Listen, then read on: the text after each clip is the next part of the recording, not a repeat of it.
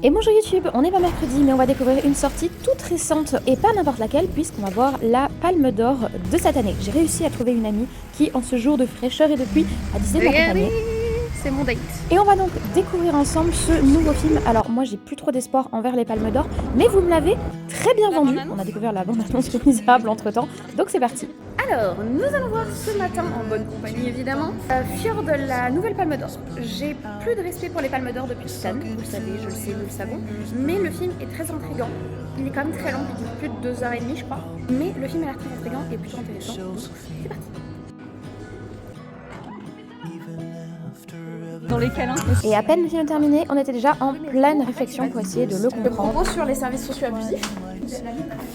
La mère de la famille d'accueil, de toute façon, elle est irrelevant. Enfin, je veux dire qu'elle soit appelée à la barre. Il mélange la thématique des abus de placements sociaux avec la thématique du racisme, la thématique de la religiophobie.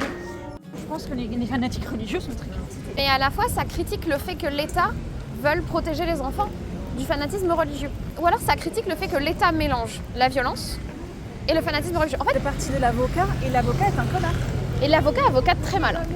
Très mauvais avocat. Et la conversation se poursuivit ainsi durant tout le repas. Je vous donne un petit peu l'eau à la bouche au passage, on se retrouve juste après. On a pris le temps de parler du film après l'avoir vu. Je suis contente parce que je me doutais que c'était le genre de film dont tu as envie de parler. Et je suis contente que ma pote accepte de m'accompagner. On a passé tout le repas à en parler en fait. C'est un film qui est difficile à digérer, qui prend peu de décisions et qui laisse beaucoup de réflexion et d'ouverture aux spectateurs.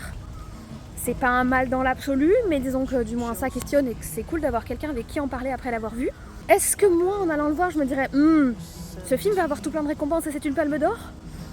Je sais pas. Honnêtement, je sais pas. Je pense qu'il faut que je me pose pour y réfléchir quelques heures, voire quelques jours. Vous connaissez mon rapport avec les récompenses, les palmes, etc.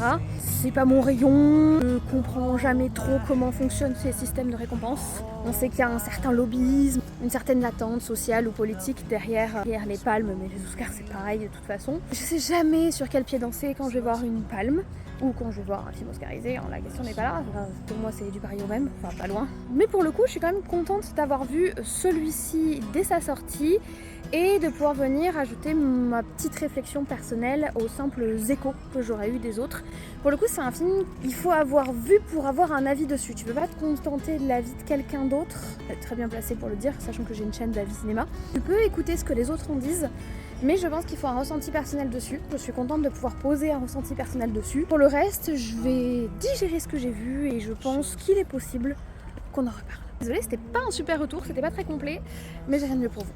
Voilà.